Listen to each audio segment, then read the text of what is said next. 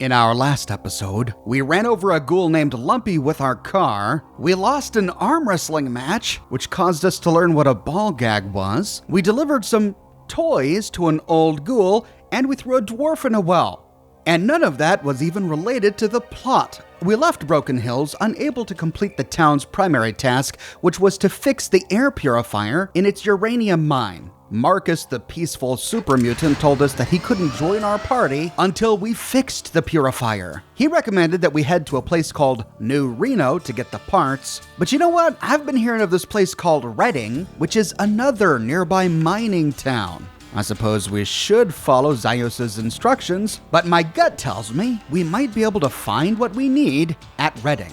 So bypassing New Reno for now, we head west of Broken Hills towards Redding. When we arrive, we thankfully don't run over anyone. There's a tent to the south of us, a fellow in there who doesn't want to talk to us, and a number of people milling around town. They just say, yup. The building above us is a Scotty's Ace and City Hall. A casino and City Hall combo? Seems like a strange mix. Heading inside, we find gamblers at the tables. There's a big row of slot machines against the wall, making a huge racket. Ding, dingity ding, ding ding ka-ching. We can try our luck. You see a slot machine. Its shiny frame and golden handle gleam seductively beneath the lights. Its coin slot beckons you, and you feel your face flush with anticipation. Are we still gambling, or is this something else? Well, we'll insert $5 into the coin slot. The rolls spin on the machine. Plum, plum, melon, nothing.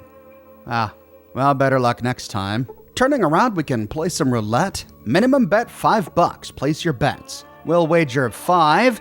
Sorry, better luck next time.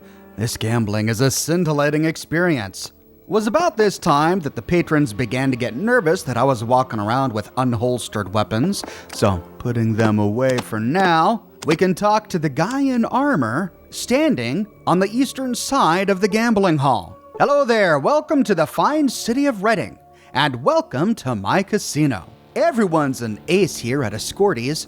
I am a Scotty, proprietor and mayor of this fine town. Oh, so that's why it's a casino and city hall mix. What do you do here, we can ask? And he says, I run this here casino. And I help to run things in town, too. I keep track of things like deeds and such. Deeds? Deeds to what, we can ask? And he says, all kinds of private property. Why, right now, I have a Jim Dandy of a deed for sale. It's the deed to the great Wanamingos mine, just outside of town. I can sell it to you for only $1,000, too. Special offer. Just your luck to hit me on a generous day like this. That sounds interesting. Tell me more, we can say. And he says, well, there are some dang critters in there that need to be killed before anyone will work the mine. If you were to buy the deed and then kill off the critters infesting it, I'd be happy to buy the deed back off you for a nice profit. This is a very complicated roundabout way of just asking us to go kill the critters. Critters, we can ask? What kind of critters? We call them Wanamingos, he says. They're some kind of an all-fired weird critter with nasty teeth and suckers or some such. Not too intelligent, but nasty up close. I see, we can say, and you want me to get rid of them? You've got it, he says. I knew you weren't as slow as you look. You can be right quick when you're of a mind to be. So how much do I stand to make on my $1,000 investment, we can say? And he says, heck, more than double. I figure that's the least your time's worth to you. I couldn't afford to pay any more than that. There's still a lot of work that needs to be put back into the mine before I can start to turn a profit with it. Why don't you clear it out yourself if it's so profitable, we can ask? And he says, I can't really do that. I'm not a real danger-seeking kind of guy. I know my strengths, and fighting just isn't one of them. Now you look like a real tough hombre. This should be right up your alley. If interested, we can say, okay, I'll buy it. And he says, I'll go ahead and record the great Wanamingos mine's deed in your name. Let me know when you've got it all cleared out, and I'll buy it back from you. Now that we're a landowner, we can ask him what else is going on here in town. He says lately our gold shipments have started to slow down because the miners are spending too much time flying high on jet. When we ask him if there's any work here in Redding, he says, well, there's the sheriff, and then the mine owners are looking for someone to retrieve some kind of part for one of their machines. We can start by asking about the sheriff, and he says, I understand that Sheriff Earl Marion is looking for someone to fill in for him until his bum leg heals up a fetch. You might go talk to him. His office is just south of here across the street. When we ask about the mine owners, he says, I don't know too much about it. You should go talk to either Dangerous Dan Mcgrew at the Morningstar Mine or to Marge LaBarge at the Cacaweef Mine. They're both just north of the downtown area here, across from the graveyard. When we ask him if he knows anything about a Garden of Eden creation kit, he says, a Garden of Eden creation kit? I think they made Vault City out of one of those. All of those vaults were supposed to have one, but there sure ain't one around here nowheres. So we met Mayor Scotty of Redding. Interesting fellow.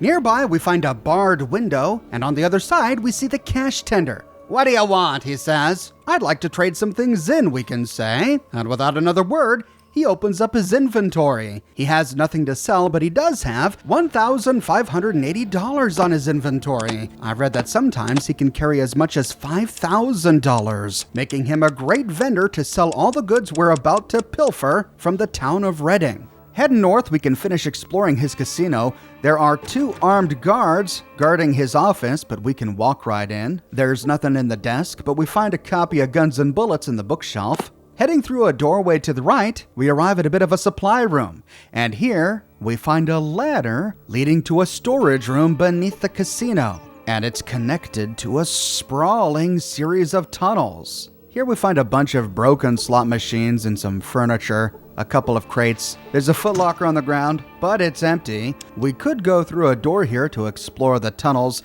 but before we do, let's finish exploring the town. Maybe we'll find more quests that send us down here later. Just south of here, we find a locked metal door. On the other side of this door is the cashier, a refrigerator, and a trunk of cash. But this door is heavily guarded.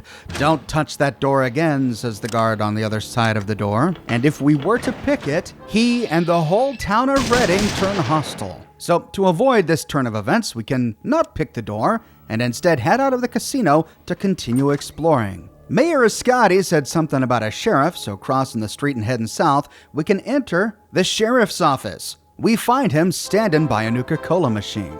Howdy there, my name's Earl Marion. I'm the sheriff in these here parts. Sounds downright picturesque, don't it? Well, that's my job.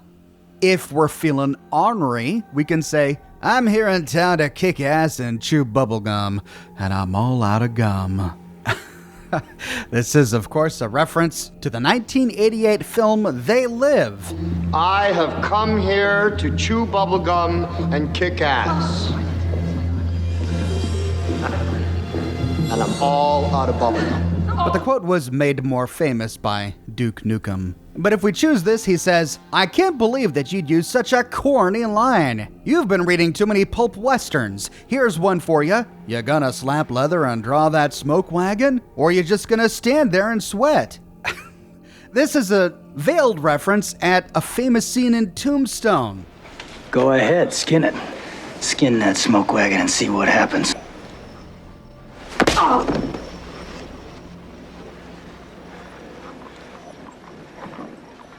You gonna do something or just stand there and bleed? Though it gets it kinda wrong. He says slap leather and draw that smoke wagon, when in Tombstone he said skin that smoke wagon. And he says stand there and sweat, when in Tombstone he says stand there and bleed.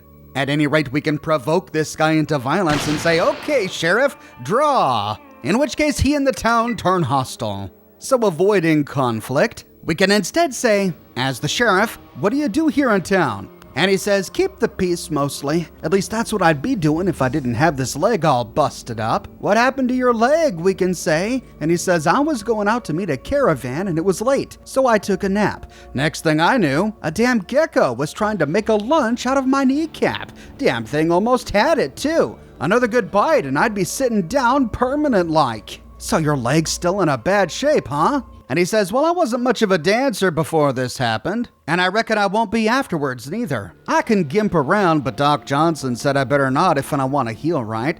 Sure could use some help, though. Who's Doc Johnson, we can ask? And he says, good old painless Doc Johnson's our town doc. You have a toothache or a broken bone, he'll set you to right. He also sells medicine. All kinds of medicine, if you get my drift, for whatever ails you. He doesn't seem to be too ashamed of drug pushing for a sheriff. Sounds like a helpful guy to have around, we can say. Where is he here in town? And the sheriff says the doc's office is at the west end of downtown here. He's just about always happy to see new patients. So you needed some help, Sheriff, we can ask? And he says, yeah, I sure could use some help with a couple of things, just part-time like. It pays real good, and you'd be doing a good thing for the town of Redden, too. The widow Rooney is way behind on her rent. Her house is just across the alley from here to the west. You just have to kick her out of the house, unless she can come up with the rent she owes to Mayor Ascorti. When we ask him how much she owes Mayor Ascorti, he says, I don't know, but I bet she can tell you. If we agree to do it, he says, great, thanks for your help. Just come back here when you finish, and I'll pay you and see if we can dig up something else for you to do. Oh, and one more thing, he says, I almost forgot. Here's a badge. You may need it. Inspecting the badge in our inventory, we find a sheriff's badge. A badge worn by the sheriff of a town. It weighs 1 pound. We can't equip it or really do much with it, but might as well put it on an item slot here to play the part of sheriff. Exploring the sheriff's office, we find a working Nuka-Cola machine. If we put $1 inside, it ejects a Nuka-Cola out onto the ground. Inspecting the lockers, we find some antidote, some stim packs and a hunting rifle in one, some shotgun shells and a shotgun in another, and more stim packs in the third. There's a small room to the south. Here we find a footlocker with a 14mm pistol and some ammunition. And in the desk, we find some jet. Okay, I think I understand exactly why the sheriff wasn't too put off with the idea that his doctor was selling drugs. Heading to the western part of the sheriff's office, we find the cells. Each of the cells are locked. We can pick them, and the sheriff doesn't seem to mind. Only a few of them are occupied, but even if we head inside, none of them have much to say. They treat us like the Reading townsfolk, saying, welcome to the big city, and good day to you. Well, looks like we have to go boot a widow. Should be fun. Crossing the street, we find a rickety shack to the south, and here we find old Widow Rooney. Hello there, young fella. What can old Widow Rooney do for you? I was just looking around and wondered who lived here, we can say. Nice to meet you, Widow Rooney. Nice to meet you, too. Not often I have polite callers. Mostly they just come in to threaten a frail old lady. People are threatening you? Why, we can ask? Well, I owe Ascorti 6 months in back rent. $120 for this flea hostel. I just don't have it. Some of my Brahman took sick and died, and I couldn't pay. If I don't get him the money soon, he's gonna have the sheriff evict me. Evict a harmless old crone like you, we can say? That's not nice. Who would do that? Ascorti, she says. Ascorti's nobody but the greediest, most conniving, slipperiest, low-down, weasel-crawling, gutless slimeball in this here town. He's the mayor as well as my landlord. Oh, that Ascorti, we can say. Well, why didn't you say so? I see, she says. So you're the one doing Ascorti's dirty work now. What are you gonna do? Kill me? Kick me out into the cold? We can be mean to this old lady and say the outside air will be good for you. Move it, Granny, if you know what's good for you. And she says, threatening a frail old woman with gross bodily harm? You and Ascorti are cut from the same cloth. All right, I'll leave, but I'll leave you a little extra something from my gypsy ancestors. She makes a sign with her hands. There, you have the evil eye on you now. I hope you like it. We can part by saying, I've got a couple of gestures that you'll like too. Here they are, and we make a few choice ones. Now get out.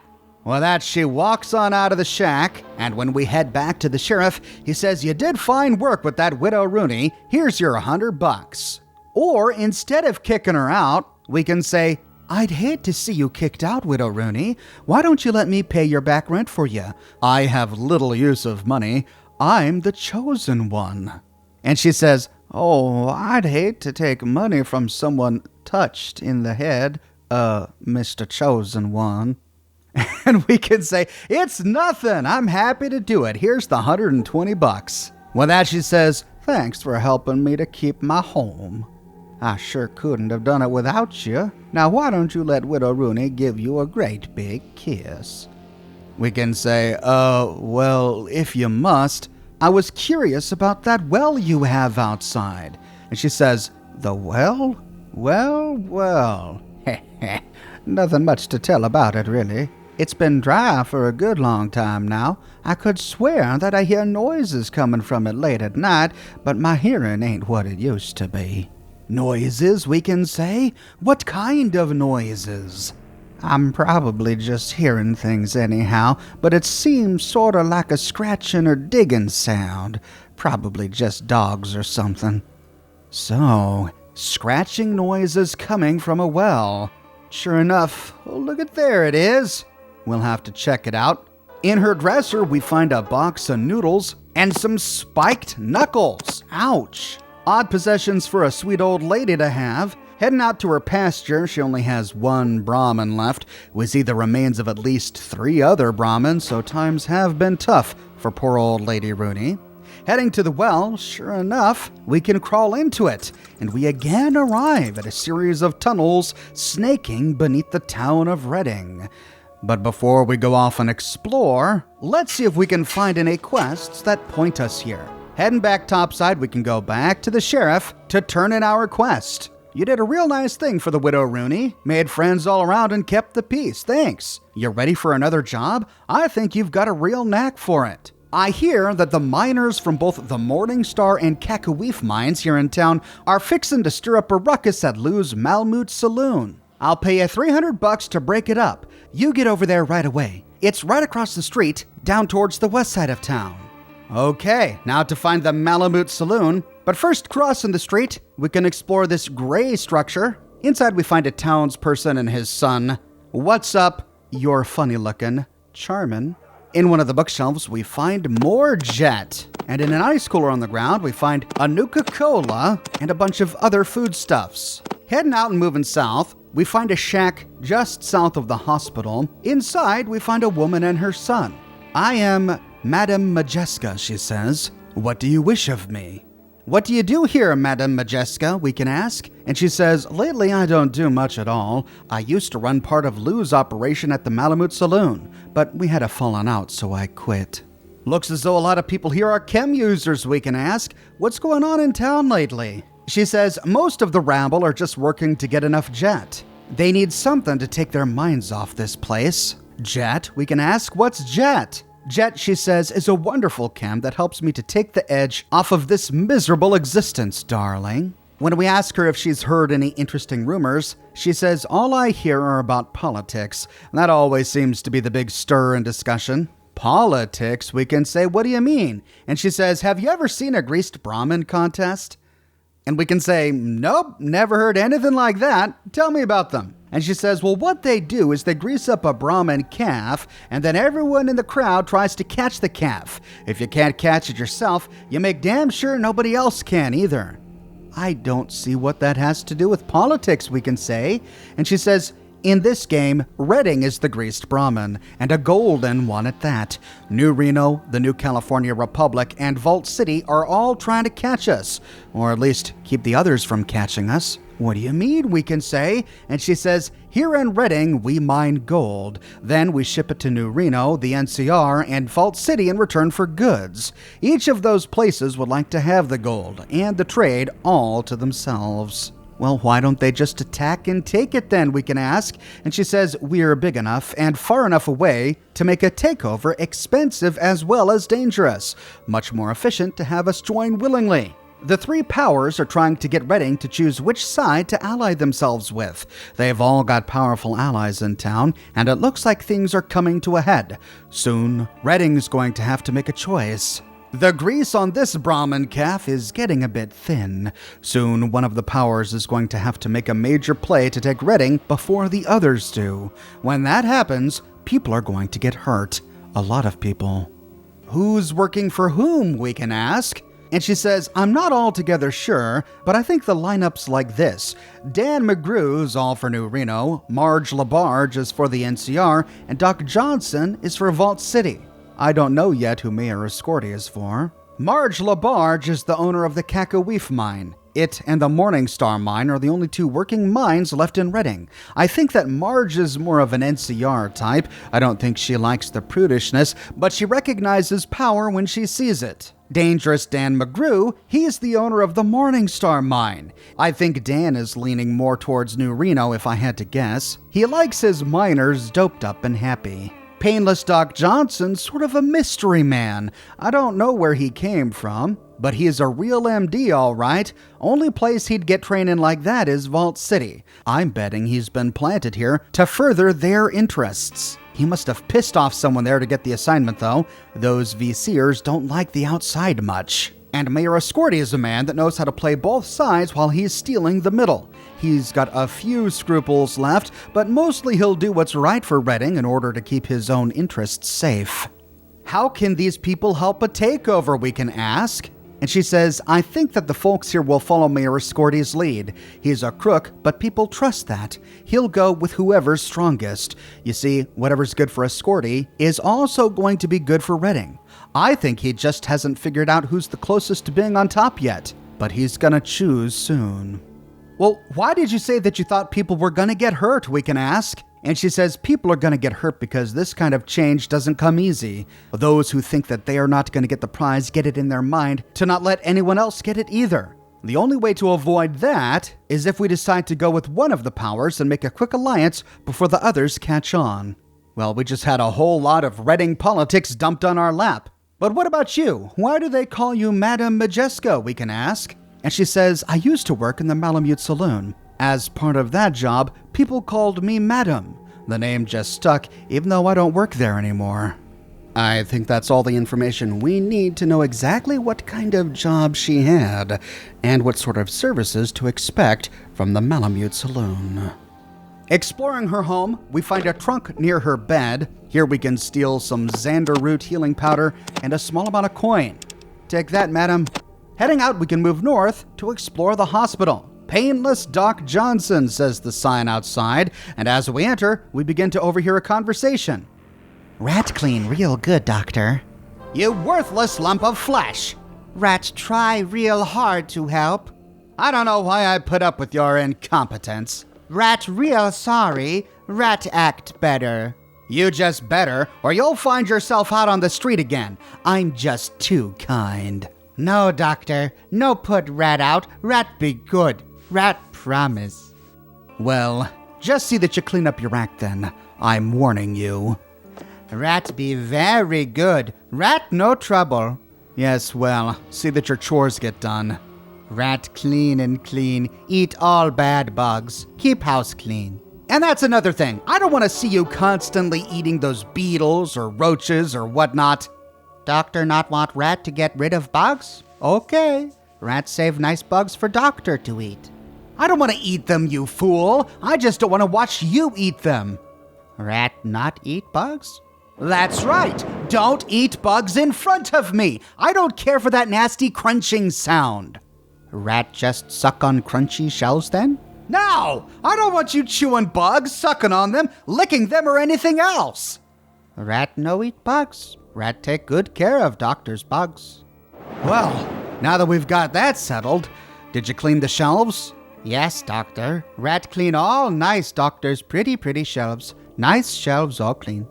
Very well then. What about the floor? It looks dirty. Rat scrub floor again for nice doctor. No want dirty floor for clean doctor.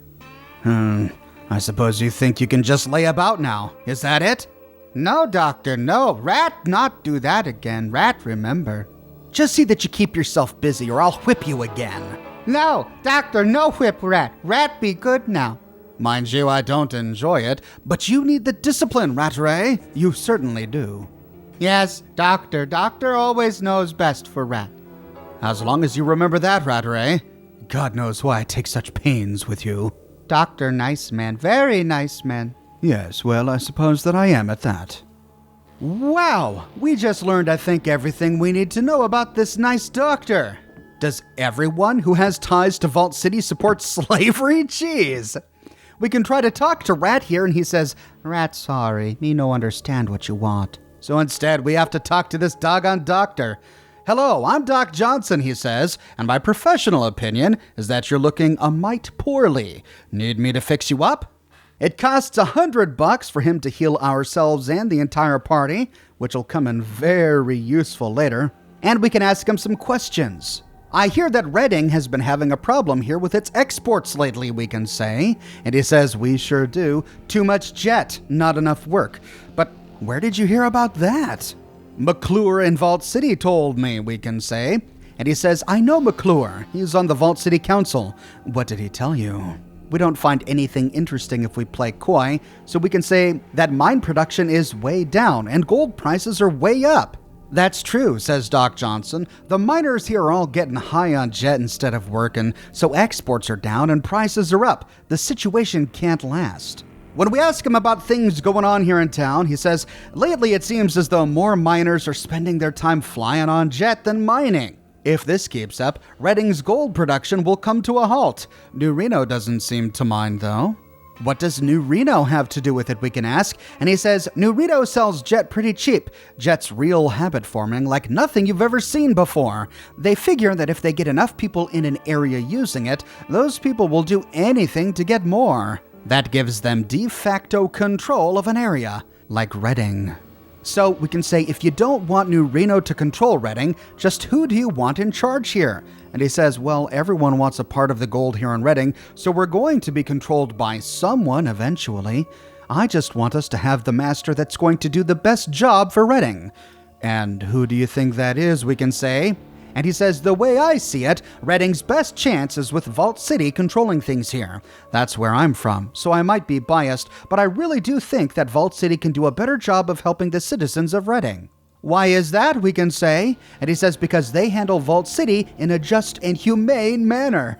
They would do the same for Reading, I'm sure of it." And having been there, we can say, Vault City takes care of their citizens all right, but they treat non-citizens like dirt. And he says, "That's nonsense. Vault City does extend special privileges to citizens, but only because they're better qualified to enjoy those things than brutish non-citizens. Besides, everyone can qualify for Vault City citizenship if they pass the tests." Yeah, tests that are impossible to pass.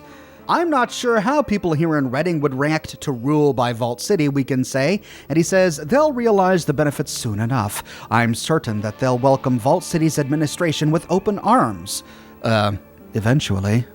"All right, then, well, why do they call you Painless Doc Johnson?" we can ask. And he says, "It's because my patients usually pass out before they get to screaming too much. It's kind of a joke." "Great, and this is the only town doctor."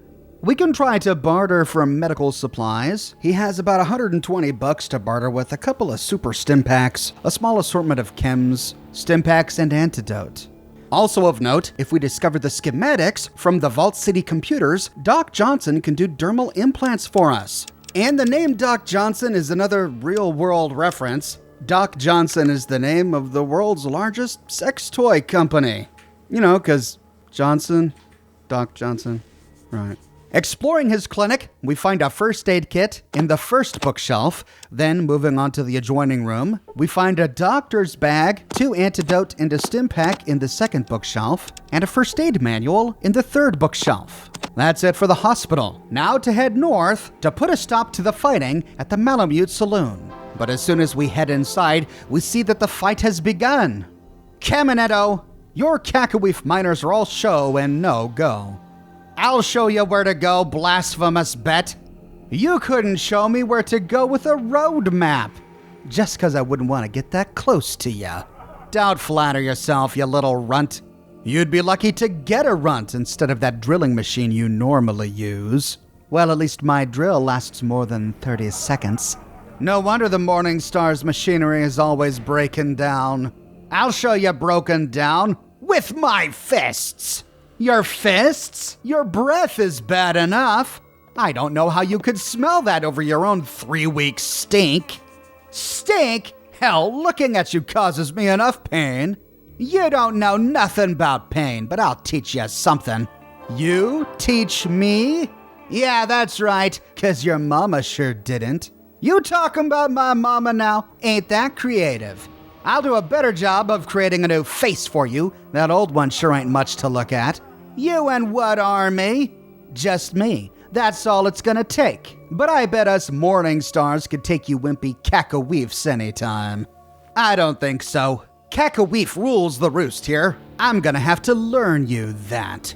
Gonna be hard for you to do that when I beat you unconscious. Think you might get lucky then, huh? I don't need luck to pound you flat. You're gonna pound me with your fat? Uh-oh, now I am scared. Put up or shut up, you little shrimp. Come and get some, you hag. Now who's hoping to get lucky? That's it. I'm gonna take you out for that one. Oh my, these miners are so cantankerous. I guess we'll start by talking with Blasphemous Bet here. What do you want, dipstick? I was just wondering what's going on here, we can say. There's a bunch of crap in this bar, and me and my Morningstar miners are gonna shovel it out into the street. The biggest turd even has a name. Caminetto. Why? What started it, we can say? And she says, just look at their sorry-ass limp-fisted selves. Who wouldn't want to stomp them flat? That's not good enough, we can say. I can't let you fight. What the hell are you gonna do about it, you doggone crap heel? We have a number of options. We can say, I'm just gonna ask you real nice-like. Then I'm gonna load up my weapons and wait for some target practice. And if we pass a speech check, she says, well, maybe I could use some rest. I've been working my doggone ass off lately. Then she addresses the other miners. Break it up, gang. I'll be back at work tomorrow, she says. Don't worry, we can say. I'm bringing Caminetto along to keep you company. Right, Caminetto? I see how this is going, you little piece of crap, she says. Okay, you can take me in. And Caminetto, too. Then she addresses Caminetto. Right, my little doll face? That's more like it, we can say. And with that, we appear back at the jail. We see Caminetto and Blasphemous Bet in their cells. If we talk to Bet, she says, I gotta share this crappy jail with that jerk? But we don't find him in her cell. Instead, we find him in the one next over. We was just having a bit of fun, he says. Let us out. Then heading to talk to the sheriff. I'm not sure that putting every damn miner in town into my jail was the best way to solve that problem. I guess it worked, though. Here's your money. So that's one way to solve the problem. Or if we have the badge in our inventory, we find an option to say, the sheriff asked me to help out while he's laid up with a bum leg. I've got to keep my word to him. And she says, yeah, that Mirian's kind of cute. Okay, for him I'll give those cacaweef pansies a rain check for an ass kicking. Thanks, we can say. I was hoping you'd see things that way. Goodbye. With Blasphemous Bet convinced, we now have to calm down Caminetto. What the hell do you want, he says. And we can go through the same dialogue path. Me and my boys are gonna teach these Morningstar cream puffs a lesson, he says, starting with Blasphemous Bet over there. Why, we can ask. What started it? We just got tired of their ornery selves stinking up our bar. Then when we tell him that we can't let him do that, he says, oh yeah? How are you gonna stop us? And we can then show him our badge. Well, okay. For the sheriff's sake, I suppose we can hold off a bit, he says. And then we can head back down to the sheriff to tell him the good news. But strangely, he responds poorly. You sure didn't do much of a job in breaking up that bar fight. Can't pay you for something you didn't rightly do, but I've still got a bum leg. You ready for another job? Either way, we can advance to the next job, but neither option gets a positive outcome from the sheriff. At any rate, when ready, we can ask him about the details for the next job. In which case he says, somebody cut up a whore over at Lou's Malamud Saloon, just across the street here in downtown. Go find out who did it and bring them in. I'll pay you $500 for doing it. That kind of thing is bad for business. Just bad all the way around. I'll catch whoever did it, we can say. No problem. Goodbye, Sheriff. Head north back to the Malamud Saloon, we can start to ask around to find out more about this whore that was cut. Standing at the bar, we find a scantily clad woman. Hey there, sailor. Come here often? You come here to visit with Fannie Mae? Yeah, I'm here to visit you, we can say. And she says, well, aren't you sweet? Acting so bashful and all. It's gonna cost you $60 for a visit with me, sugar. $60, huh? Sounds like a good price to me. Here's my money, we can say. And the screen fades to black. And when we're done, she says, you've been so nice to me. I felt that you really meant something when you did that. I wish it was like that all the time. And we can say, well, when you're with me, it is. And she says, I don't want to do this anymore. Me and my fellow are going to get away from here and live life straight, just as soon as I pay off Lou. Pay off Lou, we can ask. And she says, yeah, well, I owe Lou some money, and I can't leave until I pay her off. But as soon as I do, I'm gonna take my bow and get myself as far away from this life as I can.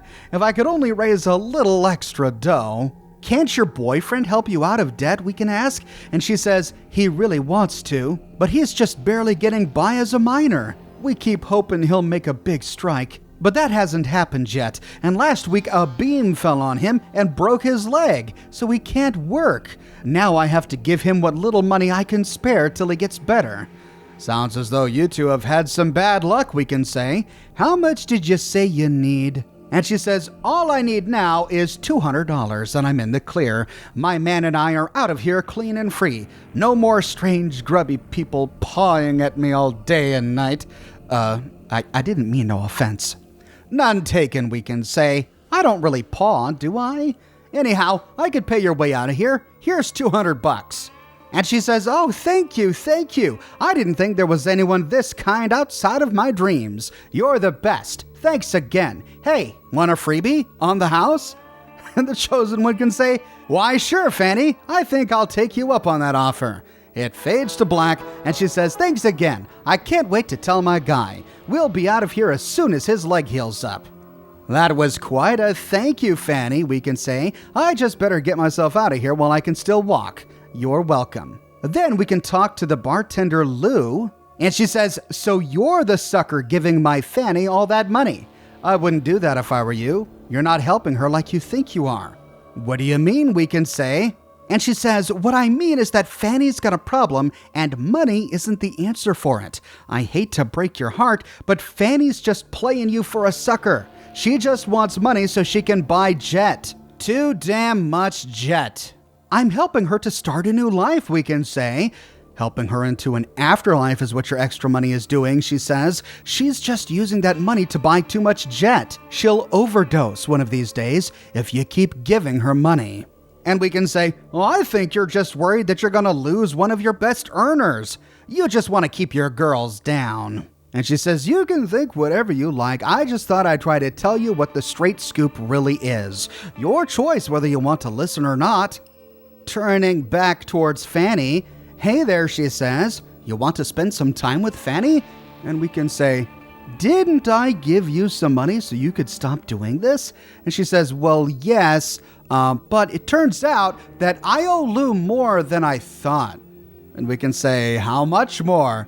And she says, that's okay, baby. You've already helped enough. I only need $150 though. Well, we can say, I guess, if that's all you need, but this is it, and I mean it. And she says, oh, thank you, thank you. And we again go through the dialogue tree where we get more sex from her. We can repeat this over and over and over again. Fannie Mae and her boyfriend never leave the bar and never move on to start new lives. Despite what Lou says, she never does overdose on jet. So instead of wasting all of our money on Fannie Mae, we can instead talk with Lou. Hello there, I'm Lou, owner of the Malamud Saloon, finest house north of San Fran. Well, hello there, Lou. What's going on in this town, we can ask? She says, well, mostly we mine gold ore here and trade it to other areas. You mine gold ore here? Yep. Just in the north part of town alone, there are 2 working gold mines, she says. We trade gold ore to Vault City in return for medical supplies. We trade ore to the New California Republic in return for fresh Brahman and other victuals. And we trade gold to New Reno for chems and booze. We can ask her what a Malamud is, and she says, just a big dog. But doing a bit of digging, I discovered that the Malamud Saloon played a central role in the poem called The Shooting of Dan Mcgrew by the Scottish-Canadian poet Robert William Service. And this discovery unlocked a lot of this town for me. In this poem, we meet Dangerous Dan Mcgrew and his girlfriend Lou, who runs a bar called the Malamud Saloon. We haven't met Dangerous Dan Mcgrew yet, but he is in Redding. We'll meet him in a minute. The story goes that Dangerous Dan Mcgrew was playing solitaire by himself in the back of a bar, while the love of his life, Lou, was watching him while manning the bar. But then a miner stumbles into the bar. As soon as he entered, Lou's eyes went wide and began to stare at him. Then the haggard miner sits down at a piano and starts playing a tune. It had a huge impression on everybody in the bar. And then inexplicably, the man stands up and says, "One of you in this bar is a hound of hell, and that one is Dan Mcgrew." Then the lights of the bar go out, 2 guns blaze, and a woman screams. When the lights come back on, 2 men lie dead. Dangerous Dan Mcgrew, pumped full of lead, and then the strange miner. But curiously, Lou clutches the head of the dead miner to her breast, instead of the head of the man she's supposed to love, Dangerous Dan Mcgrew.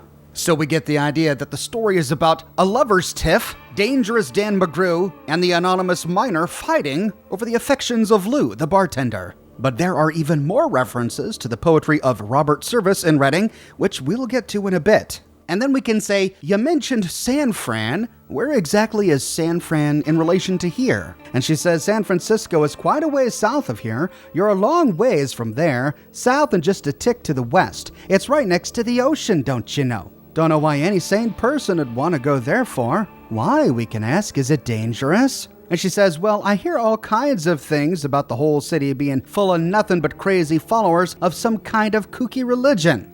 Crazed followers, we can ask? And she says, yup, that's right. I heard that they're building some huge device that'll let them get in touch with their gods, or something like that. Don't know much for certain. It's a long ways off. Seems like monuments to gods always seem to have some sort of trouble at the heart of them, we can say. We can barter with her, and on her inventory she has Morningstar Mine script and Cacaweef Mine script, as well as about $240. The mine script just works like any other NCR dollar, even outside of Reading. Before we leave, we can say, Lou, I'm helping out the sheriff. He told me you had one of your girls get all cut up. And she says that's right. She's in a bad way. Used to be such a purty thing, too. I sure hope you take care of this quick. It's bad for business to let those miners think they can get away with something like this. Can I see the girl, we can ask? And she says I sent her away. She wasn't going to be no good in this business anymore. Not that anyone would want to be with her after that bastard finished with her. I gave her some money and let her go. Do you know who did it, we can ask? And she says, I don't know exactly who did it, but she had a Morningstar Mine pay script in her hand when we found her, and it was a miner who was with her last. A Morningstar Mine pay script? What's that, we can ask? And she says, in the north part of town, Dan Mcgrew runs the Morningstar Mine. Usually the miners get paid on account or with chits from each mine. You know, script. Well, my girl was found with one of those pieces of script in her hand. Here it is, look for yourself. And she hands us the script. Despite this, we don't actually get any script from her. What exactly happened, we can ask? And she says, well, there was some screaming and carrying on, and so I went to the room. When I got there, the bastard what did it was already gone, and my girl was in a bad way. So I called the doc and then the sheriff. You know the rest. I'll sort this out for you, we can say. You can count on me. And she says, well, I'm sure glad someone's working on it. This type of thing is just bad all the way around. I sure hope you make the bastard pay for what he did to my girl. Make sure he can't never do that to no one ever again. Before heading out, we can explore the Malamud Saloon. We find the manager's office in the northwestern corner. There's some booze in a bookshelf and some money in the desk. Heading out to the hallway, we find a ladder leading to a basement. The basement is filled with rats. After clearing them all we can explore, we have to go through 2 doors to reach the tavern still. Here we find a cooler on the ground with some fruit inside, and a refrigerator with some small dusty box of some sort. From here, we find a door that leads to the underground tunnels we've seen already. But before we go exploring these, let's head back topside to see if we can find a quest that sends us there. The first bedroom is empty. The second one has a scout handbook on the bookshelf. The third one has a knife in the bookshelf, and the fourth one has 2 rocks in the bookshelf.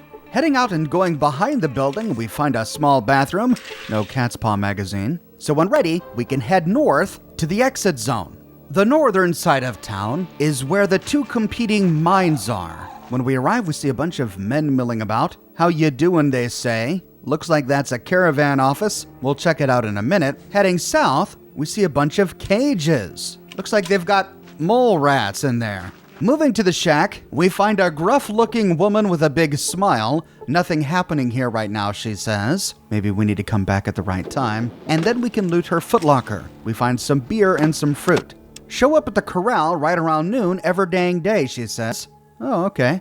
Heading out, we can move north to the corral. We see that an audience has assembled in the seats nearby. And then we find a man standing by a pile of dead mole rats. Mole Rat Mambo reads a huge banner just north of the sign. If we wait until noon, the woman from the shack walks towards the corral. Hello there, I'm Jackpot Jane, and I run the beast fights here in town. Here to place a bet on the outcome of one of our primal struggles? Beast against beast in its rawest form. What happens here, we can ask?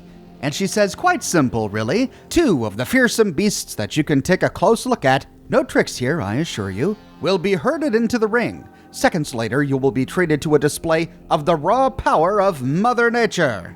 What does Mother Nature have to do with this, we can ask? Well, as I was saying, she says, the 2 creatures will hurl themselves against one another in an explosion of ferocity, the likes of which haven't been seen since the great machines roamed the earth.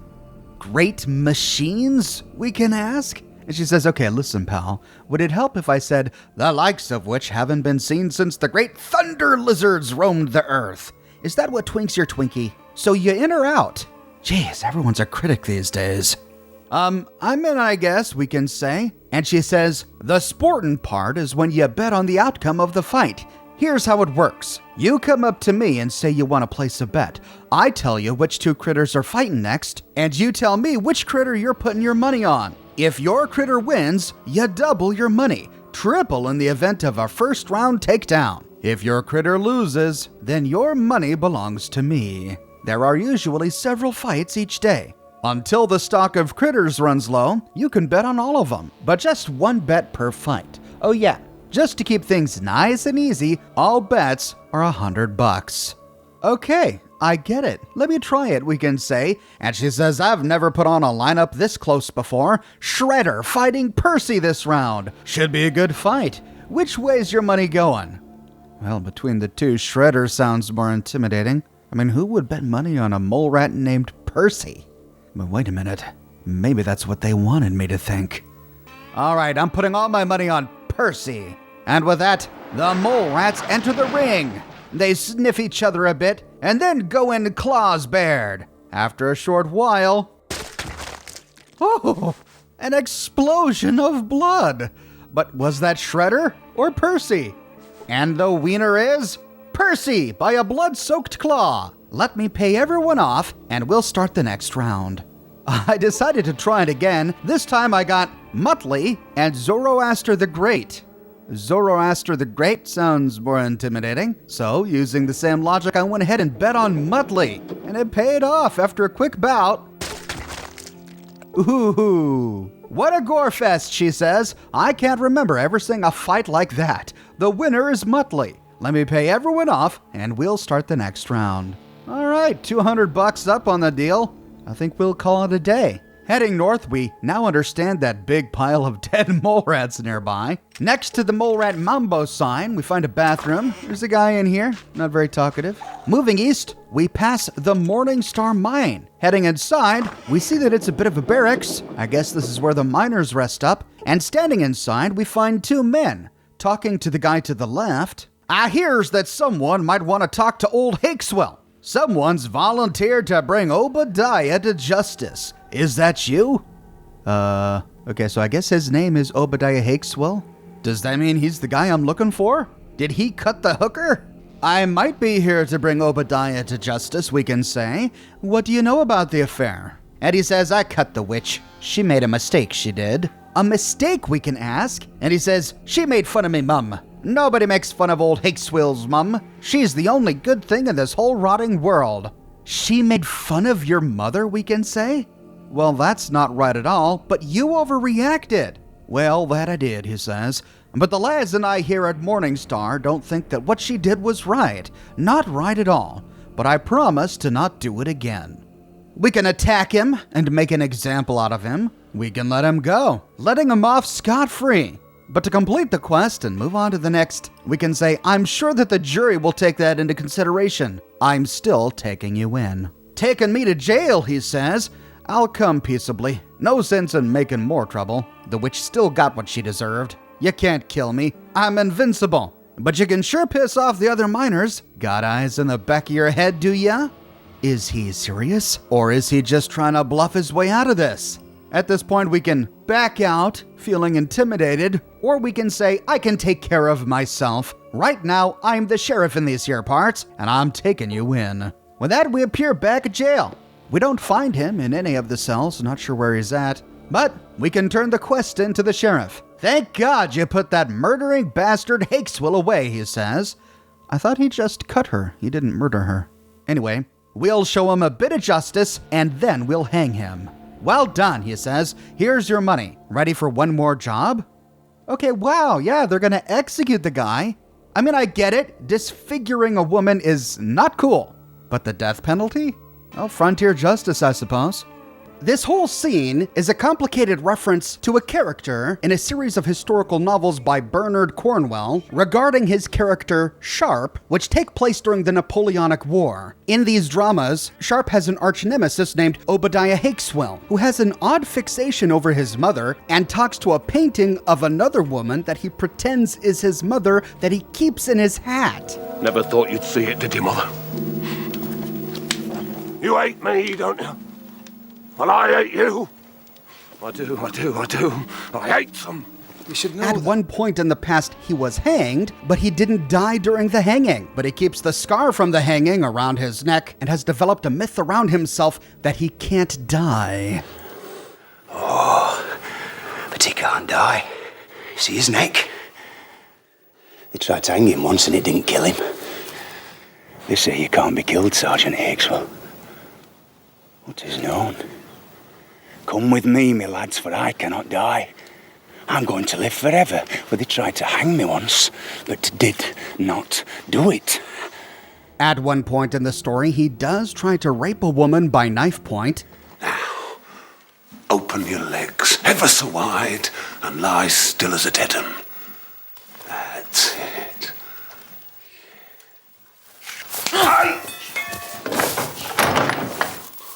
Your mother was a pox-ridden sow, sold herself to a toad.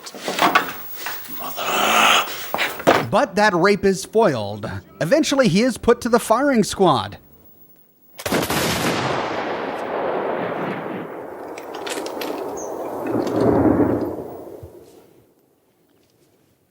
can't kill me. You can't kill me. But he doesn't die. It takes a pistol to the chest at point-blank range to finally kill Obadiah Hakeswill. But back to the story at Reading. Tell me about the job, we can say. And he says, there's a bandit named Old Frog Morton that's taken up lodgings over in the ruins of the great Wanamingo mine just west of town. I need you to exterminate him. But be careful, he's crafty, and he's bound to have some of his gang with him. I'll give you $1,000 to get rid of the varmint. Why do you call him Frog Morton, we can ask? And he says, well, his name is Morton, and they call him Frog, 'cause he croaks people. Ready to go get him? Oh, ouch. That's terrible. The pain, we can say. And he says, hey, I didn't make that one up, he did. With puns that bad, I'd say that gives you just one more reason to kill him. You up for it? On my way, Sheriff. Will do, we can say. We can't let a guy like that walk the streets. It's not safe. Just as we're about to head out, we see a man standing by the alleyway by the Malamud Saloon. Howdy, my name's Athabasca Dick. Mostly people just call me Dick. Of course, there's some what calls me Athabasca. Mostly they just call me Dick, though. Thanks for the repetition there, buddy. What's at the basket mean, we can ask? And he says, Athabasca. Athabasca. That's not so dang hard to say, is it? Criminy. That's just my nickname. Do you really want to know how I got my nickname? Yes, I really do, but we don't have an option. Man, I want to know how we got the nickname Athabasca, but our only options are to move on in the conversation, so, oh well. Athabasca Dick is actually another reference to the poetry of Robert Service. The poem is about a sailor named Athabasca Dick who really loves to drink. He and the lads spend their time at the pub getting drunk before going out on riverboats to do manual labor. All he thinks about while he's on the river is his next drink. One day, a friend of his on the boat named Jackpot Jim took him aside and showed him that he had a flask of rye. But just as Jim was about to have a drink, he slipped and fell overboard. The rest of the sailors on the riverboat raced forward, but they gave up Jackpot Jim for lost. But Athabasca Dick says, "I'm going after him." The other lads try to grab him. They say he's crazy. Better we lose one than two. But Athabasca Dick is so strong that he shakes them all off and dives into the river. He swims after Jackpot Jim, who's headed towards a waterfall, but he doesn't swim fast enough. Both Athabasca Dick and Jackpot Jim go tumbling over the falls. The rest of the sailors disembark from the riverboat and race down to the bottom of the falls to try and recover the bodies. The bodies wash ashore, they reach for Athabasca, and to their surprise, he spits out water and sits up. He turns to check on Jackpot Jim, but he saw that Jim was dead. But then he reaches into his coat and retrieves the flask of whiskey. Then with a deep murmur, he says, "Thank God, the whiskey's saved." So that's the poem. Athabasca Dick jumped into the river to save some whiskey. So looks like the entire town of Reading and Fallout 2 is an homage to the poetry of Robert W. Service. "Well, Dick, what do you do here?" And he says, "I work a spell now and then here at the Morningstar. They can always use experienced help." We can then ask him what's going on around town, and he says, "Same old thing mostly. All of us miners working just to get our next flight on jet." "Jet? What's jet?" we can ask. And he says, "Jet is just a little something from New Reno. I just take enough to smooth out the rough edges." "Have you heard any interesting rumors?" we can ask. And he says, "Well, not much lately, except about them gall-dang Wanamingos." "Wantamongols? What the heck is that?" we can say. And he says, "You're telling me that you ain't never heard of the Wanamingos?" And we can say, "No, I've never heard of anything like that. Please tell me about them." And he says, "Well, some say that they were here before the A-bombs, H-bombs, and all what else hit. Others say they were genetically engineered as weapons. And then there's some what say that they're from a whole different planet." "What are they?" we can ask. "Who cares where they came from? Just tell me what they are." And he says, "Well, I don't rightly know what they are exactly, but I can tell you this. They shut down the Wanamingo mine just west of town a few years back." "The Wanamingo mine?" we can ask. And he says, "Yup. And the Great Wanamingo was the richest strike in these here parts, too. But now, nobody'll go near it. Heck, you could even buy it from a squirty if you wanted to, but nobody will." "I could buy it? Is it worth anything?" we can ask. And he says, "Well, not right now it ain't. Haven't you heard anything I've said? It's filled with them damn Wanamingos. But if someone was to clean the place out, well, that'd be a Brahman of a different color. Heck, you wouldn't even have to kill all of them." "What do you mean?" the chosen one can ask. And he says, "Well, there's some stuff in there that the owners of the Morningstar and the Cacaweef mines here in town would sure pay a pretty penny for." "What kind of stuff?" we can ask. And he says, "Well, you see, mines used to be dug out by big machines. Heck, those mines are built to last. Both mines got big diggers, but, and here's the money question, the dang little control chips weren't made so tough. Neither mine's got a chip that works. Hee. There are a lot of people in the wasteland that laugh like that. "I'm not sure I understand what you're getting at here," the chosen one can dimly say. And he says, "Well, what I'm saying is that either mine owner would pay for one of these digger control chips. Heck, if they had a working machine and the other mine doesn't, they'd shut the other mine down or buy 'em out in no time." "Too bad nobody knows where to get one of those chips then," our dim chosen one can again say. And the man says, "Squeegee out your dang ears. I told you where to look for the damn chip. Ain't you been listening to a word I said? The Wanamingo mine had machines, and they were working till the time the mine got shut down. Probably still chips down there, just waiting for someone to come along and take them." Okay, well, the plot has sufficiently been told to us by now. But before we go off traipsing through the Wanamingo mine, let's head back north to finish exploring the northern side of town. Near to the caravan office, we find a number of empty tents, but in one, we find a fellow in a vault suit.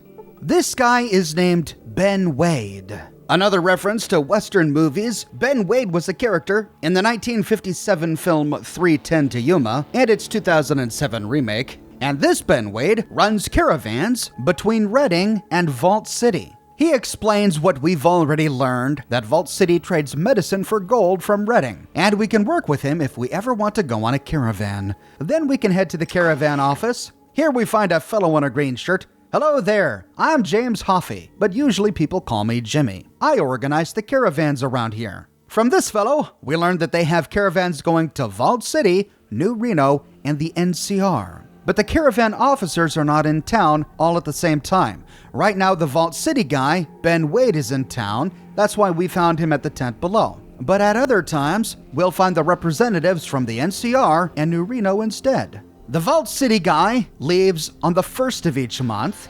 The New Reno guy leaves on the 21st of each month. And the NCR guy leaves on the 11th of each month. Moving out, we can pass by a well to return to the Morningstar Mine office. Here we find 6 lockers. All right, let's get to looting. In the left one, we find a big wrench and a shovel. In the second one, we find some dynamite. In the third one, we find a sledgehammer. In the fourth one, we find a crowbar and a sledgehammer. In the fifth one, another sledgehammer. And in the sixth one, a coil of rope and some jet. We see a room adjacent to this, but we find the door just outside. Hello there, my name's Dangerous Dan Mcgrew. I run the Morningstar's mine here. What can I do for you? There we go, we finally meet Dangerous Dan Mcgrew. What do you mine here, we can ask? And he says, we mine gold. Everybody wants it too. Send it all the way to Vault City, New Reno, and even down to the NCR. You might say that Redding has something for everybody. That's what keeps us independent. I'd think that someone would try to control Redding, we can say. And he says, what makes you think they haven't? Everybody would like to have Redding under their belt.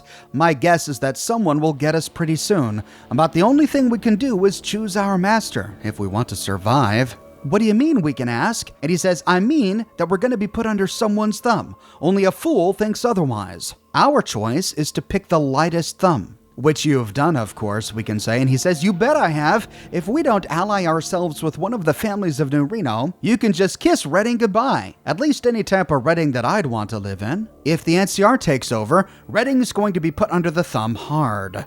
They aren't real big on personal freedom. They're going to turn Redding into another splotch on the New California Republic map. The Redding I know will be gone forever. And Vault City? Those bigots would turn Redding into a slave labor camp.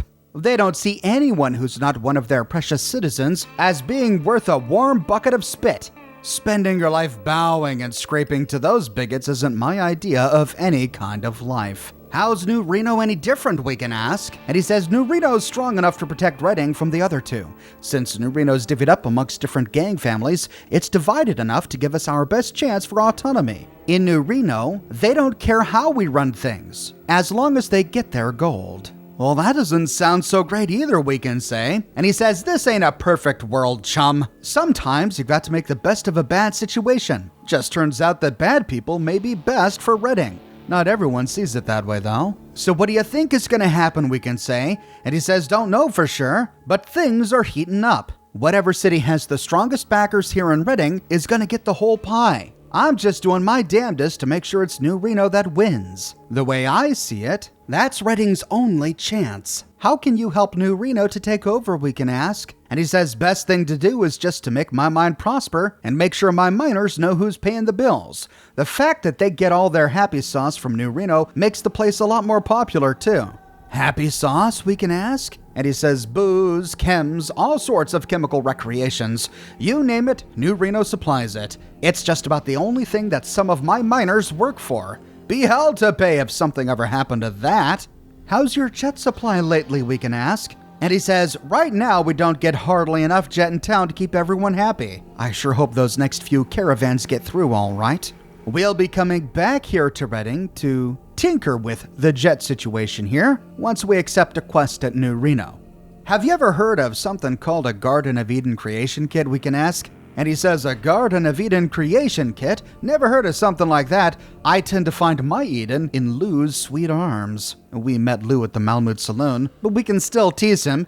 Isn't Lou a guy's name? And he says it is when it isn't short for Louisa, like my Lou's is. She runs the Malamud Saloon here in town. Hey, just what are you getting at anyway? Instead of provoking him further and calling him Sweet Pea, we'll back out now. But then the chosen one can say, why do they call you Dangerous Dan Mcgrew? And he says, 'cause I'm nothing but the biggest, toughest, mine-crawling, gully-wumping, snake-eating buck in these here parts. Dangerous Dan Mcgrew. That's me, all right.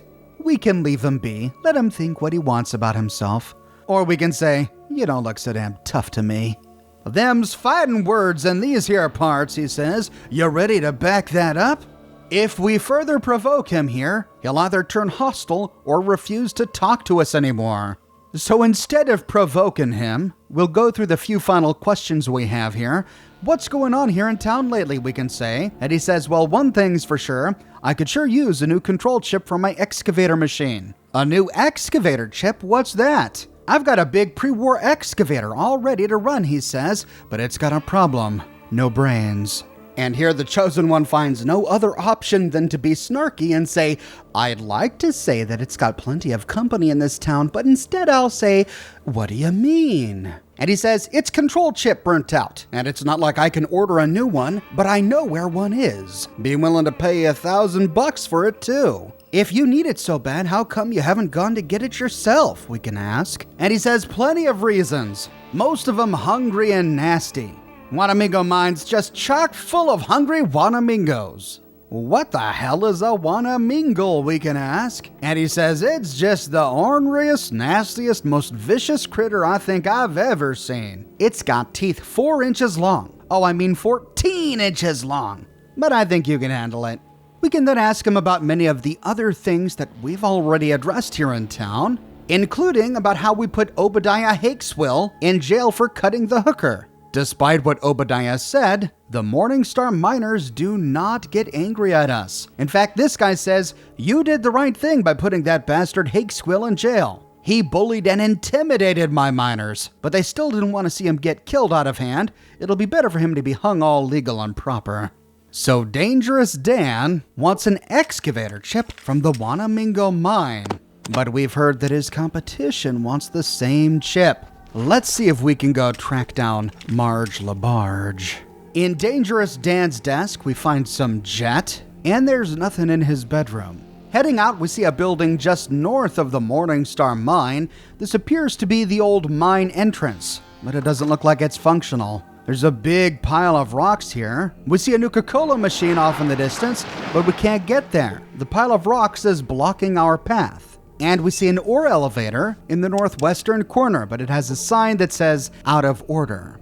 There are 2 garage doors on the eastern side of the building, however, and we can open them. From here, we can reach the Nuka-Cola machine, but sadly, it's out of order. We can't get a Nuka-Cola. And even though we can reach it, we still can't take the out-of-order mining elevator. Heading out and moving south, we find a bar, the Last Gasp Saloon. And, are these coffins with bodies in them? Yeah, these are coffins with bodies in them. Maybe they're just stuffed dummies. Perhaps this is just the bar's gag. It's a graveyard-themed bar, but strangely enough, the headstones outside all appear to be real. The one to the right of the front door reads, the name and date on this headstone has been worn off by the weather. To the left of the door, Reg Arnedo. We can still hear his voice in the halls. To the right of the coffin beneath the front sign, Rob Giampa lived his life like he liked his women. Fast, cheap, and easy. The one next to this has been worn off by the weather. But to the right of this, Chris Snyder, too competitive. And to the right of this, Jughead, king of Queen Archie's world. Okay, this is a reference to the 1997 film Chasing Amy, where one of the characters argued that Archie and Jughead from the Archie comics were lovers. Archie and Jughead were lovers. Shut the fuck up! It's true. Archie was the bitch and Jughead was the butch. That's why Jughead wears that crown-looking hat all the time. He the king of Queen Archie's world. heading inside the tavern, we see a tall, thin man looking at us appraisingly. Hello there, friend. Name's Josh Lawrence. I own this place. What is this place exactly, we can ask? And he says, this is the Last Gasp Saloon and Funeral Parlor, a full-service establishment. Bottle to grave is our motto. That seems like a bizarre combination, Josh, we can say. And he says that it is. But I couldn't make ends meet just burying people. You might say business was dead. Oh, it was a grave matter. So I undertook the job of fixing up my place to sell drinks, too. Doesn't it throw people off their feed to see all the stiffs in here? Well, it would if they was all real, he says, but they ain't. Not all of them, anyway. Besides, the miners kinda like it. Makes them feel lucky to be alive. Well, I think it's creepy, we can say. You're a very disturbed individual. You call me creepy, he says? Why, I hear that tribals eat their damn dead. And we can really mess with this guy. Hey, back off, we can say. We cook them first. We're not savages, you know. Well, I guess as long as you cook, he starts, but then he says, hold on a gol darn minute. That's still cannibalism. You're one sick little unit, even for a tribal. Relax, Josh. I was just kidding. Heck, we just cook parts of them, we can say. And he says, parts, huh? Which parts exactly? Who cares, we can say with a shrug. Parts is parts. And he says, yeah, well, I guess that makes a kind of sense. Hey, what's been going on in town lately, we can say? And he says, well, not a whole lot that I pay attention to. Mostly my business is kind of quiet. Still as the grave, you might say. Although lately, that doesn't mean so much. Huh? What do you mean, we can ask? And he says, I've been spending time reburying people in the graveyard next door. Someone, or something, keeps digging them up. Dunno why. I mean, it ain't like they have anything valuable on them. How do you know that they don't have anything valuable on them, we can ask? And he says, well, I don't know for certain, like, just guessing. Yeah, that's it. Hey, have a free beer. I don't know what you're implying, we can say, but I don't like it. Well, he says, I ain't never seen nothing, but every week or so, one or another of the graves is all pawed and half dug up like. Don't rightly know what would do that. That's strange, the chosen one can say. Disturbing is what it is, says our bartender. Now miners are telling me that they'd rather rest out their final days here inside rather than get planted only to be pulled back up like an overripe turnip. Hell, I wouldn't mind saving the cute ones inside, but not everyone. I don't know what all to do about it. Okay. Did he just say that he wouldn't mind having cute corpses in his bar? I think that's what he just said. Well, what a pleasant image that is, says the chosen one. I'm sure that I'll wake up in a cold sweat thinking about that one. With that, we can raid his fridge. We find a little bit of food, not much else. Heading out of the tavern, we can go explore this graveyard we kept hearing about, and sure enough, we see that one of the graves has been exhumed. And if we try to access it, we again arrive in the tunnels below the town. How many entrances lead to this place? If we have a shovel in our inventory, we can dig up each of these graves. But all of them are empty. Looks like our good bartender was right there, but while we're at it, we can read the headstones. Trammell Ray Isaac. Here lies one of the hardest working men in the business. Animator extraordinaire, SP? I think. Rest in peace, T-Ray. This is an inside reference to an artist that worked at Interplay, Trammell Ray Isaac. Notably, he designed the Vault Boy, so we all have him to thank for our favorite Fallout mascot. We can read the others. John Daly. I was somebody. Who is no business of yours. Jason Taylor. Evan Chantland, 74 to ...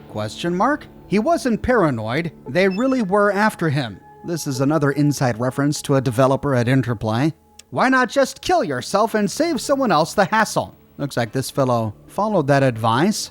Christopher Nightwing Jones, administrator of the Mushroom Brews. Yeah, I have no idea. Sarah Smart, orator, author, professor, D. Amasicia. Also no idea. If we dig up all of these graves, we get the Gravedigger title. They're dead. They don't care has become your motto. Digging up the remains of others is more than a hobby for you. As unsavory as this title may be, we don't suffer a negative effect for having it, unlike the slaver or child killer titles. This one is rather innocuous. Moving south of the graveyard, we can examine that well we passed earlier. I'm beginning to have my suspicions about this thing. Sure enough, if we climb inside, we again arrive at the tunnels beneath the town. And again, we'll wait to explore this until later. But there's a glitch here. We arrive at the ladder beneath the grave, so that when we climb back out, we climb out of the graveyard. Next, we can explore the Cacoweef mine. Heading into the northern building, we find a woman who seems to already be aware of our quest. Have any luck getting that excavator chip, she asks. If I had it, you'd be among the first to know, we can say. Yeah? Gee, thanks. I'm getting all warm and cuddly feeling inside. What do you want? We can then ask her some questions, and she says, hello there, I'm Marge LaBarge, and I run this mine. What do you mine here, we can ask? And she says, gold, of course. We mine it right here at the Cacoweef, and then ship it to Vault City, New Reno, and the New California Republic. All right, it's a similar story to what we heard at the Morningstar, but we'll let her have her say. So, you send it all over the place, we ask? And she says, sure do. Everyone likes gold. You should talk to the caravan master, James Huffy, if you're real curious about it. We've already talked with him. So we can ask her, why did you call your mine Cacoweef? And she says, why not? Actually, I don't know where the name came from. I think it's always been called that, even before I got here. It's got kind of a romantic sound to it, don't you think? Cacoweef. Yeah, I still like the way that sounds. Well, maybe, but to me it just sounds like a bodily function. The name of this mine is in reference to the legend of an underground river of gold, bordered by black sand beaches beneath Cacoweef Mountain. Many people have searched for the treasure beneath Cacoweef Mountain, but none have found it. There is even a mine on Cacoweef Mountain, but it's abandoned. It has yet to produce any gold. Today, the entrance to the mine has been filled in with rubble, but some say that the river of gold is real, and it's still there lurking beneath Cacoweef Mountain. Looks like in the Fallout universe, the Cacoweef mine really did produce gold. Hey Marge, have you ever heard of something called the Garden of Eden Creation Kit? A Garden of Eden Creation Kit, huh? Sounds pretty impressive. If I had something like that, you sure wouldn't find me grubbing around in the dirt to make ends meet, now would ya? Are you a Redding native, we can ask? Heck no, she says. I was born way up north, right on the edge of a lake. Lake LaBarge it was. I've never heard of that, we can say.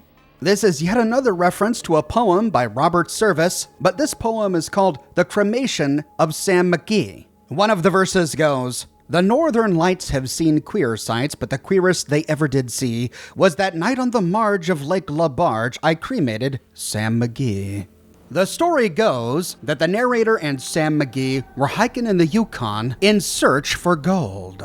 They had a sled and they were pulled by huskies, but it was so cold that Sam Mcgee could feel it in his bones. One night he turns to the narrator and says that he doesn't mind the thought of freezing to death, but what he can't stand is the thought of his corpse being left out in the snow to remain a frozen monument for eternity.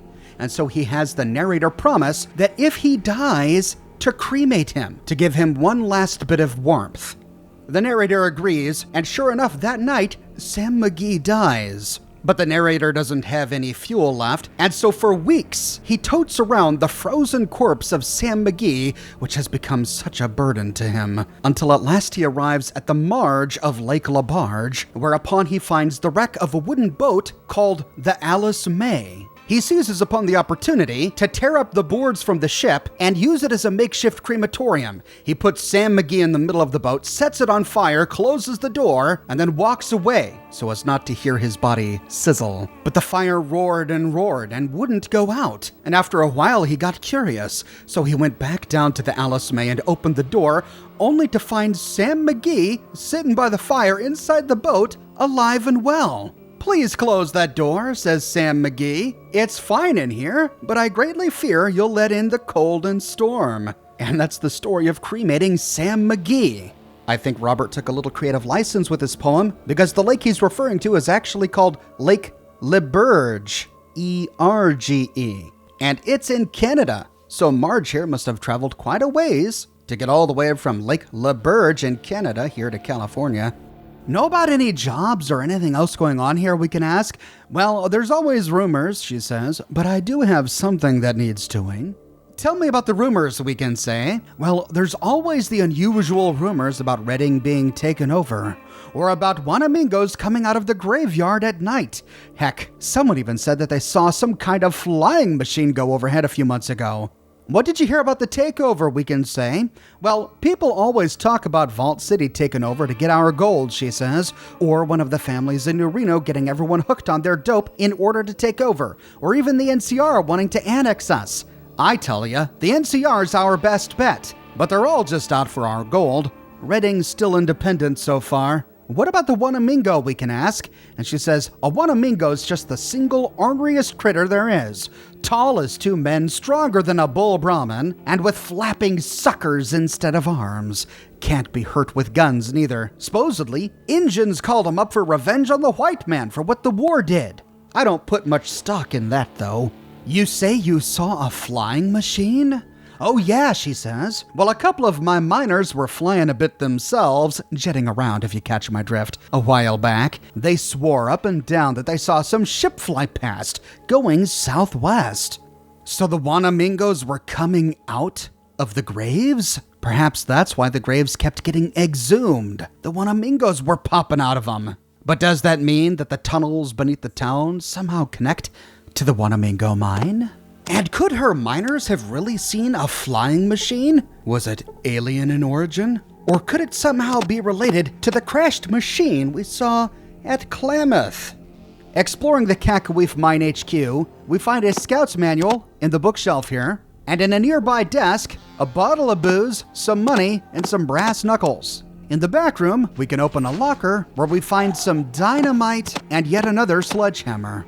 Moving out, we can explore the southern of the two Kokowif mine shacks. This is the barracks. We see the miners standing around in here, and there's nothing in the bathroom. So heading out, we can move to the Kokowif mine itself.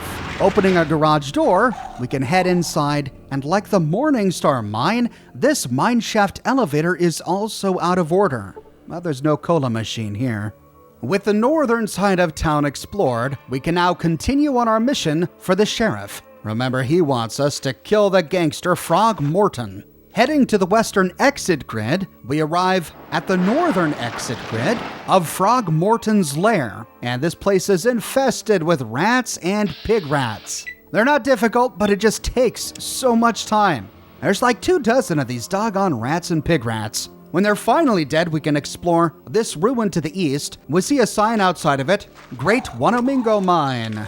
In a desk, we find a coil of rope, and in a ruined dresser, we find some flares. On the eastern side of the building, we find the exit grid that leads back downtown. Here we find Painless Doc Johnson. His proximity to the Wanamingo mine is going to become very useful in just a bit. Moving south to explore this ruin, we see it not only infested, but swarming with some of Frog Morton's men. Flee before me, puny one, they say, and they attack. But it's only 3 of them.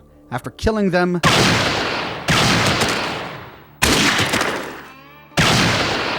and looting their bodies, we can explore these 2 ruins down here. They're also swarming with rats and pig rats, so we've got to get rid of all of them. When clear, we can move to the southern building. In one of the bookshelves, we find another scout manual. And aside from a lot of interesting graffiti and posters on the walls, there's nothing much else here. Moving towards the larger of these 2 ruins, we find a skeleton beneath a pile of rubble, and on his body we find some dynamite.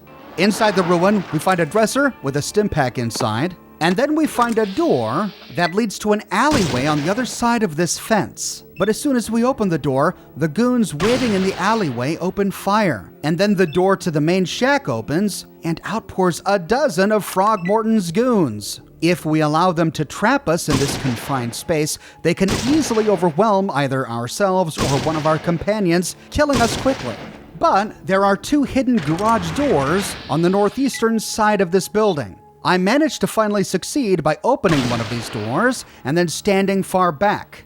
allowing each of the goons to file out one by one while my companions fired at them from range. They still did a bit of ganging up on me, but I was able to keep myself alive with stim packs while they ignored my companions, and my companions picked them all off.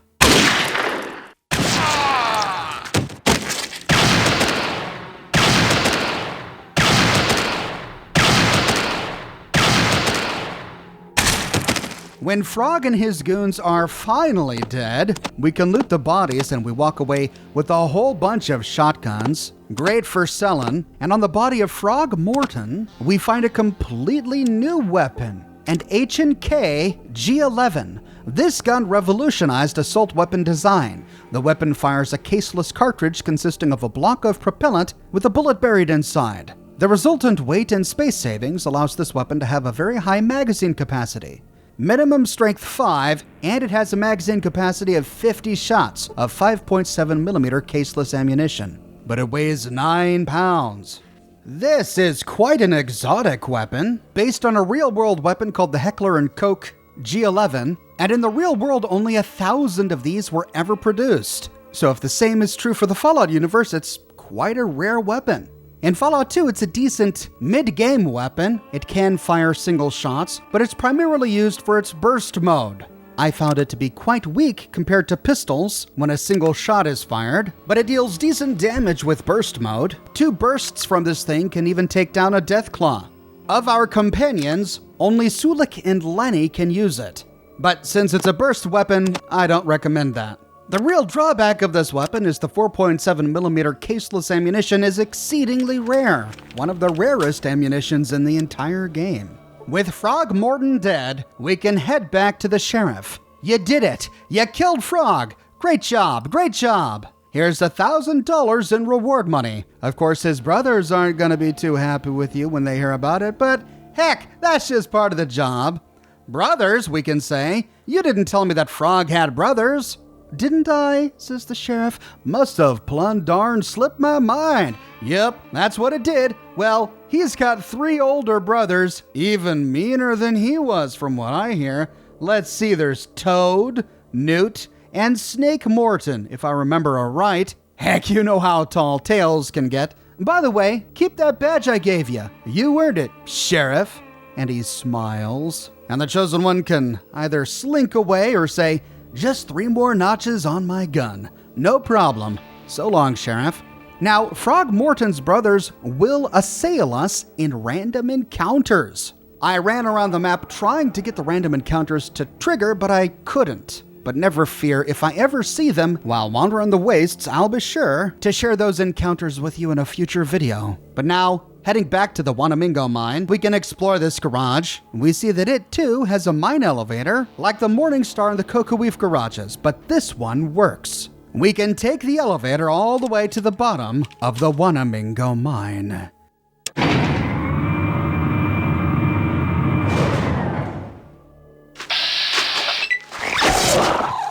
And as soon as we arrive, we get rushed by a Wanamingo. And it's the Wanamingo Queen. By taking the elevator, we sneak right up behind her. But this close proximity makes it difficult to use our ranged weapons. Despite looking like aliens, according to the Fallout Bible, they were genetically engineered, like Athabasca Dick suggested, by the pre-war government to be used as weapons in war. They, like Deathclaws, were doused with FEV before the war, causing them to mutate and evolve into the creatures we see today. But neither Fallout 2 nor the Fallout Bible tells us what these creatures were before they were infected with FEV, and we don't know where they came from, and why they chose this one mine in Redding, of all other places on the planet, to create their hive. According to the Fallout Bible, the Wanamingos go extinct 5 years after the events of Fallout 2, because when they were created before the war, they were given a genetic clock, which terminates in 5 years. But none of this is explained in the actual game. Perhaps this can explain why Bethesda, who had originally planned to place the Wanamingos in Fallout 3, eventually chose to scrap the idea. The Wanamingo Queen looks like the other Wanamingos, only it's gray instead of a wine color. But it's much more difficult, with 160 HP compared to a Wanamingo's 120. It's more resilient, with an armor class of 34 compared to a Wanamingos armor class of 33, and it does greater damage, dealing 15 melee damage compared to a Wanamingos 13. Regarding the name Wanamingo, I have no idea why anyone in California would ever use this word to name them, because the term Wanamingo comes from a small city in Minnesota, which has been named Wanamingo since the 19th century. Even the Minnesota Historical Society doesn't know where the name Wanamingo came from. They believe it's Native American in origin, being the name of a Native American heroine from a tale that was told by the natives of the area before colonization. How this relates to the Wanamingos we find in California, well, your guess is as good as mine. This is a very tough fight. As soon as we arrive, every Wanamingo on this level races towards us. And unless we can kill them each quickly, they can easily dogpile on top of us. So it's important to be able to knock out each Wanamingo before the next one arrives.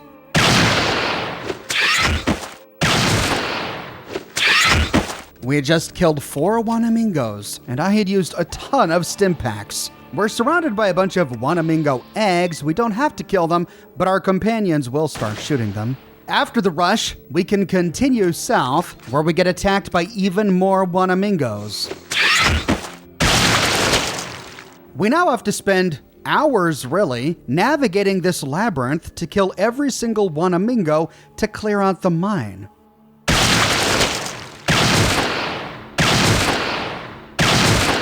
While exploring the eastern side of this bottom level, we find a box hiding amongst some barrels. Picking it up, we see that it's the excavator chip, but this is actually the wrong one. I'll get to that in a minute. The one we really want is from this big grinding machine that we see in the middle of the mine, but I didn't know it at the time. While clearing this mine, we find a number of ladders leading up. One to the northwest, one in the middle of this bottom floor, and one to the northeast. I ended up taking the northeast ladder up to arrive at another level. This one also infested with Wanamingos.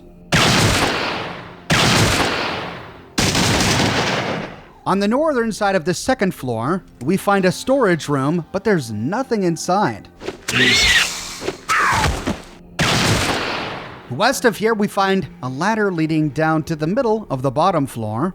And to the southwest, we find another room. Inside, we find beer on a bookshelf and dynamite from a desk. There's an elevator here, but this one is broken, so we have to find another way out of the mine. In the northwestern corner, we find the northwestern ladder that leads to the floor below, but this is a dead end. We find our exit by finding a tunnel on the second level to the right. And this brings us to what by now should be a very familiar system of tunnels. We arrive in none other than the tunnels directly beneath Redding, so we never had to take the elevator to begin with. The Wanamingo mine connects directly to these tunnels. If we start by going north, we immediately get rushed by rats and pig rats.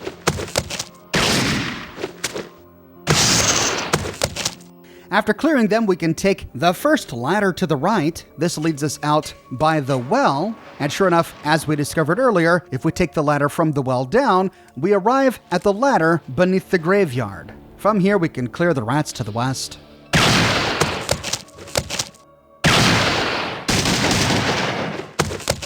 But there's nothing over here for our trouble, so we can move south. We find a room to the southwest filled with more Wanamingos, but they're prowling together, which makes it very difficult to pick them off one by one. So I went through many stim packs to survive this battle. After they're dead, we see a bit of a lair filled with bones to the southwest, but this is a dead end. To move onward, we can take the tunnel to the southeast. Following this tunnel south and then west, we arrive at the shack beneath the Malamud Saloon, which we've already looted. So, following the tunnels east and then north, we arrive at the shack beneath the casino, which again we've already looted. So going south and then southeast, we find a ladder leading up to town. This leads to the other well on the southern side of town that the widow told us about earlier. And then finally we can take the tunnel to the southwest. Here we find our final few remaining Wanamingos. And with that, we clear the Wanamingos from the Wanamingo Mine. Heading back topside, we can check in with the mayor. So, you clear out that mine yet, he asks. I sure did, we can say. And he says, you cleared out the whole mine. Thanks so much. Ready to sell me the deed? I'll give you $2,500 for it. We can keep it, but this serves no purpose, so instead we'll say, you bet. I'll be happy to unload the deed.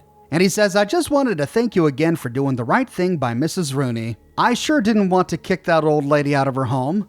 He sure didn't want to, but he would have. With that, we take the money, and we gain 1,000 experience points. Now we need to decide which of the two mining companies to sell the excavator chip to. Dan Mcgrew of the Morningstar, who supports New Reno, or Marge LaBarge of the Cocoweef, who supports the NCR. Now, we will have an option later to change things in Redding to overwrite the choice we're about to make that hands the keys of Redding to Vault City.